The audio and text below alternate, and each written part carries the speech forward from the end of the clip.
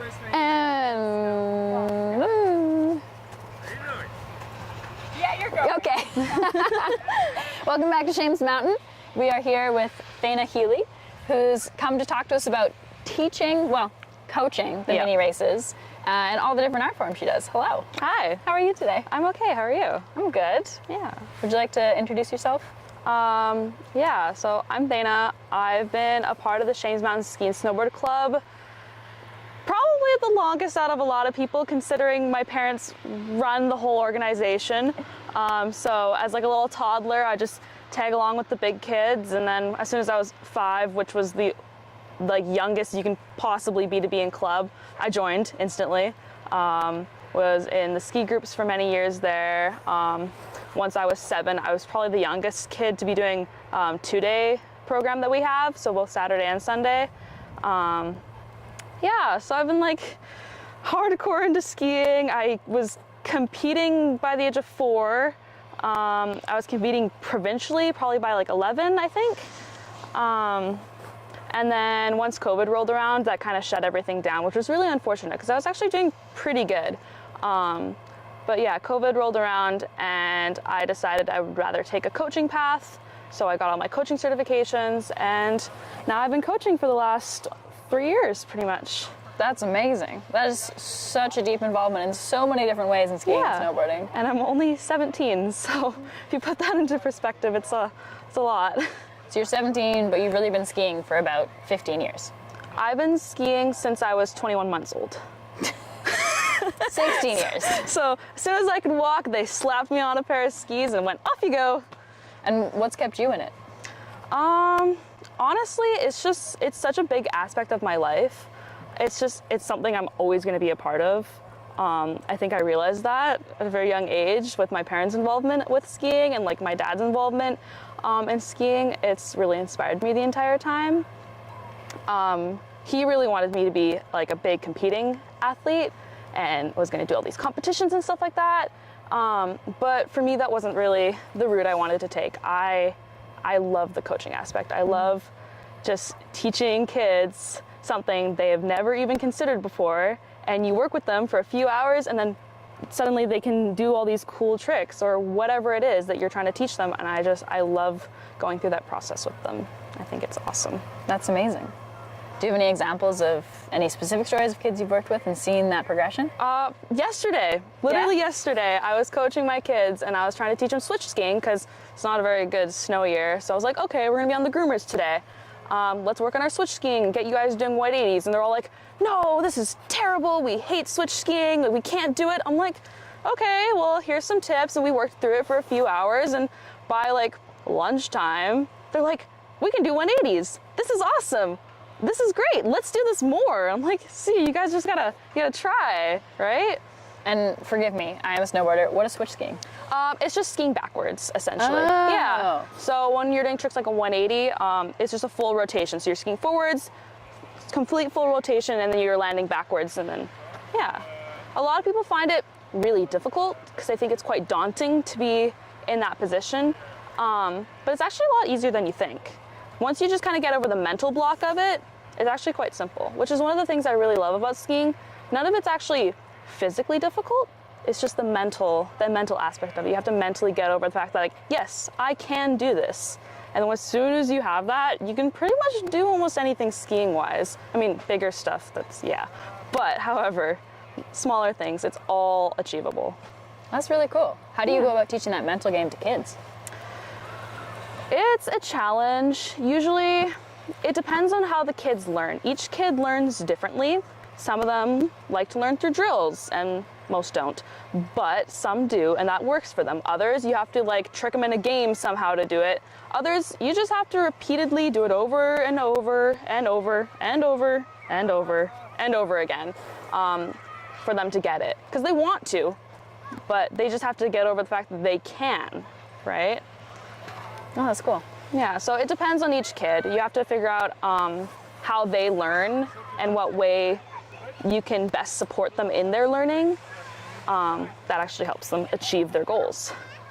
I'm impressed. That is such a good mentality around teaching. I think there's a lot of teachers out there that it's taken them years to understand that like difference. Like our school system didn't catch up to the idea of differences until, well, they're still working on it. Yeah, they are really. definitely still working on it. As someone in high school currently, they are still working on it. Yeah. Do you find a difference between like a kid's ability and an adult's ability to kind of wrap their head around trying something? Yes. What's the difference? Adults tend to have a fixed mindset, whereas young people, like children or teenagers even still, they have a more fluid mindset, are like more willing to accept and like understand other ideas and other ways of approaching an issue or something that they're going through.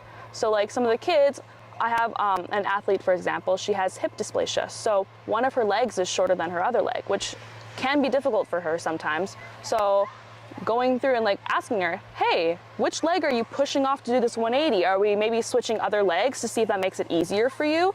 Because she was having issues with that, and I was wondering if her leg dysplasia might have an effect on that. So like working through things like that, and she kind of thought about that, and then she's like, no, this does make it easier. And then she learned how to do it, and she could do it. Whereas like an adult, on the other hand, might just be like, no, I can't because I have this issue and I can't do it, so why even bother try, right?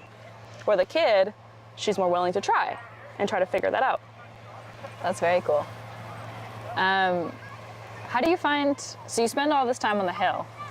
How much of your life would you say is skiing? A lot of it. Definitely a lot of it. Yeah, every winter, all weekends, we're pretty much up here, sometimes weekdays, it depends. Even in the summer, we're usually up here if we're up for like maintenance, or just other fun shenanigans. I also recently got my trampoline coaching certification this summer. So all that involves is like our dryland training essentially for like bigger trick progression that we can then do on skis. So hopefully this summer I'll be running a lot of like trampoline camps with like my athletes that I've had this season. So try to teach them like some bigger trips that they can progress on. So hopefully we can do that. But I remember doing like the summer camps when I was younger too for like all the trampoline stuff. So that would be kind of like similar to gymnastics, but you're just trying to learn moves. It is similar to gymnastics. Yeah, it actually is really similar. All you're really doing is you're just learning that like trick progression. So it's just taking away kind of the danger of doing it on skis and snow, and you're just able to repeatedly like do it in like a safe environment where you can comfortably get that trick. Yeah. Rather than just like, oh, huck it, you know? It's allowing these kids to learn, have correct body positioning, have balance. We have like trampoline skis as well, so you can get that weight on your feet even to help you like feel how the trick would feel on snow. Trampoline skis? Yeah, trampoline skis. That's so cool. Yeah. I want to try that. I'm such a scaredy cat when it comes to jumps. That sounds like such a cool way to learn. It is, yeah. I think it's really helpful for a lot of kids, especially when they're scared to jump, because there is a lot of kids that are really scared to jump, and they don't know how to. Also, the trampoline helps like simulate how you would jump off of snow, because when you do jump a snow, like for skiing, I know snowboarding's a bit different, but for skiing, you're literally bending your knees and you are physically like pushing yourself off of that snow, right? And then when you're coming down again, you're bending that knees into the impact. So simulating that sensation as well on the trampoline is actually the perfect thing when you're on snow. That makes sense. Yeah. You talked about just like hucking it off a jump. Do you find there's a difference between working with girls or boys, and the difference is like, yes. Do you want to talk to that a little bit? Okay. In general, most female athletes I work with are more timid, and most of the male athletes I work with are more like, yeah, I'm gonna huck it at this thing, and they jump off and then they crash and like, that was awesome. Where like my female athletes, they'll go do this big jump, they'll do it just fine, and they'll like land it perfectly. They're like, that was so scary. I'm like, what do you mean? You did so well, right? So there's definitely that, but for me personally, I was more like the boys in my like, I'm gonna hit this, I'm gonna go off that. I was hitting like 60-footer jumps at like 10, 11, like it was, I had no sense of fear. That's amazing. Yeah, I've definitely grown out of that a little bit now. It gets harder the taller and larger you get. Yeah, there's definitely more of a self-preservation kicking in now. Just wait, than it when gets I was worse. younger. Yeah, no, for sure. But yeah, that was like all my tricks and stuff like that. I wanted to do it so badly. Like I had my 180s by the time I was like 7. I was doing 360s by like 8 or 9. I was pretty much doing it off of anything I could. I don't think my dad was gonna let me do reverts because I was still too young, although I probably would have done them if I was allowed to. Parents are looking out for a little bit of that self-preservation too. That's probably a good call. Yeah, yeah, for sure. So how do you find the ski and snowboard club that you coach at? How do you find it kind of factors into the general community sense of Shames? I think it brings in a lot of our new people and new family groups and younger skiers. I think it really continues on that entire legacy, because I find it so sweet because there's still people here that were in the ski club 20 years ago when they were kids, and I still see them skiing around and hey guys, because they remember when I was a little baby and they were in ski club. And the same thing, there's all those groups, you can see them coming through, and then you bring in all these new kids, and it's the same cycle repeats. And I think it's incredibly important to our community to keep that cycle going. That's really cool. Yeah. How has it been for you to have this community and see that cycle happening for you personally? I think it's an incredibly big part of who I am as a person. I think it really defines me in a lot of ways, personally, just because I want to go and do this as a career later, I think. Because I know once I graduate, I'll probably be hanging out here for a little bit to get some more work experience working at a hill. So I'll probably work here as well and continue coaching. But then I think I want to go off to some big mountain and work there. And probably get more mountain bike certification coaching and higher level coaching certs and all that, so I can be yay, look, I'm a good person, you want me to work for you. But until then, it's just, I can't really see myself doing anything else, honestly. It's just who I am. That's amazing to hear. And so exciting, so many people find it so hard to find that thing of this is what I love and this is what I'm gonna do. Yeah. So good on you, that's exciting. And I think another big part of it, it's my whole family group that's like that.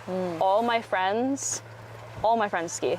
I don't have a single close friend that pretty much does not ski or snowboard in some way, hasn't been involved with the hill. I think just part of Terrace itself is a huge big part of Terrace having Shames here. But also just for my life as well, having all those connections and friends that I've made. Some of my closest friends I've made just through ski club, because we were in ski club together when we were 7 or 8 or whatever, and we are still friends now, even though I'm not an athlete in club anymore, but I'm still involved, But yeah, even though we've gone and grown past that, we've still become really good friends. That's amazing. I was never really part of the community aspect of our local hill when I was growing up, and it would have been so amazing to have that. I was always trying to find people, because we would snowboard and ski, but we do it with our family and on a different mountain. Yeah. It'd be so amazing to have that connection. Tell me more about so you wanted to get mountain bike certificates as well. So would you be an all-around outdoor coach? What would you specifically be coaching? So usually, just because Shames itself, we don't have a lot of big mountain bike stuff at Shames, whereas Terrace in general, we have a lot of mountain bike trails, but we don't have an official coach or any program here for mountain biking. What about Torca? They're more of an organization that builds trails. They're not so much on the coaching club type of it's not like us, right? For the skiing wise, it's not quite the same. But if you go to a bigger mountain, they'll have those clubs there. So if I was to theoretically move there and coach in the winter season, I would need a summer job, because you kind of can't ski on the rocks and grass, unfortunately. Though many have tried. Yes, many have tried. Mostly this year. There's other forms we can do of the mountain. So that's cool. Have you heard of Shred Sisters? No, I haven't. You should. A friendly local community TV show did a story on them. Nice. But actually they're a women's mountain biking group that's all through the Rockies and southern BC. I think the farthest north they go is Banff. But they're run by a woman, women teaching women, and it's an amazing organization. You should look into them if you're going to start that teaching. sounds like the Women on Water program that's kind of up in the north here. Really I really love that. I've done it for 2 years now, and it's just this woman-run organization that comes around river rafting and all our northern rivers in the area in the Bulkley Valley. It's an awesome experience. That's amazing. That's Kim Hoekstra, right? I think so. Yeah. We did an interview with her last summer. It seems like an amazing program. It really is. Yeah. That's so cool. Is there anything else you feel people should know about skiing that they don't usually, whether it's about racing or about the ski and snowboard club? I think people often think it's a quite daunting or expensive elitist sport to get into, but it's not really. I Your think mom's smiling a little bit at that. she is smiling and she's showing whistles, which I think she wants me to talk about whistle safety and tree wells. Do you want to bring up my tree well experience, perhaps? Angie, you're gonna have to get back in here. Yeah. Anyway, yeah, I think it's definitely a very dangerous sport for sure. There's definitely a lot of aspects about it that are quite dangerous. You got your your tree well immersions and stuff like that, avalanches, just there's a lot of hazards. But on the hill, it's usually a safe enough condition that I think most people of any abilities can safely take part in this sport. I think it's an incredibly fun sport to be a part of. Because it's not, you don't have to be the best at it, or it's not like a team sport, you have to rely on these other people. It's not like football or soccer. It's just a fun individual sport you can do on your own and just enjoy being outside. Sounds pretty amazing. You're making me want to try skiing. I could take you for a lesson. Oh my God. That's very yeah, can I? That would be so much fun. Yeah. Oh, that's so cool. What is your favorite thing about skiing? Probably coaching, but I really like more the big mountain stuff, like your cliffs and essentially black diamond run type of conditions, essentially. Even though I was trained as like a freestyle athlete, so like park jumps, park rails, park, even though we don't even have that at our hill, which is ironic that I would compete in that and then still podium. But you know, I prefer the big mountain though. I prefer all the drops and powder, and yeah, that's what I prefer skiing, honestly. Very cool. Well, I think that's pretty much all the questions I have for you. Awesome. Is there anything you feel like you want to talk about that we haven't yet? No, I think we're good. Yeah? Yeah. All right, well, thank you so much for Yeah, talking of course. with us Thank today. you. And yeah,